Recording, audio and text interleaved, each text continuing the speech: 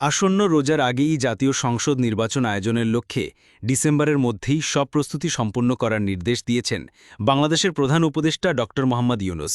বুধবার সন্ধ্যায় এক সংবাদ ব্রিফিংয়ে প্রধান উপদেষ্টার প্রেস সেক্রেটারি শফিকুল আলম জানান, প্রায় 2 ঘণ্টাব্যাপী এক উচ্চ পর্যায়ের বৈঠকে নির্বাচনের প্রস্তুতি নিয়ে আলোচনা হয়, যেখানে নির্বাচন কমিশন, স্বরাষ্ট্র মন্ত্রণালয়, প্রতিরক্ষা ও আইনশৃঙ্খলা বাহিনীর প্রতিনিধিরা উপস্থিত ছিলেন। বৈঠকে প্রধান উপদেষ্টা নির্বাচনকালীন নিরাপত্তা নিশ্চিতে পুলিশ, বিজিবি ও কোস্টগার্ডে প্রায় 17,000 নতুন সদস্য নিয়োগের নির্দেশ নেন, যাতে করে ভোটগ্রহণ শান্তিপূর্ণভাবে সম্পন্ন হয়।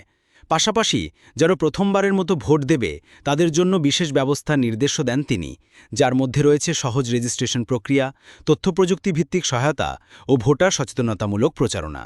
ধারণা করা হচ্ছে মার্চের মাঝামাঝি রমদান শুরুর আগে জানুয়ারি বা ফেব্রুয়ারিতেই জাতীয় নির্বাচন অনুষ্ঠিত হতে পারে। ফলে ডিসেম্বরের মধ্যেই তফসিল ঘোষণা, মনোনয়ন জমা ও প্রস্তুতি শেষ করার ব্যাপারে নির্বাচন কমিশনকে নির্দেশনা দেওয়া হয়েছে। বিশ্লেষকরা বলছেন, এই সিদ্ধান্ত সরকারের নির্বাচন আয়োজনের প্রতিশ্রুতিকে দৃঢ় করেছে এবং সময়ক্ষেপণের সুযোগ আর নেই। একটি অবাধ, শান্তিপূর্ণ ও অংশগ্রহণমূলক নির্বাচনের দিকে দেশ এগিয়ে যাচ্ছে।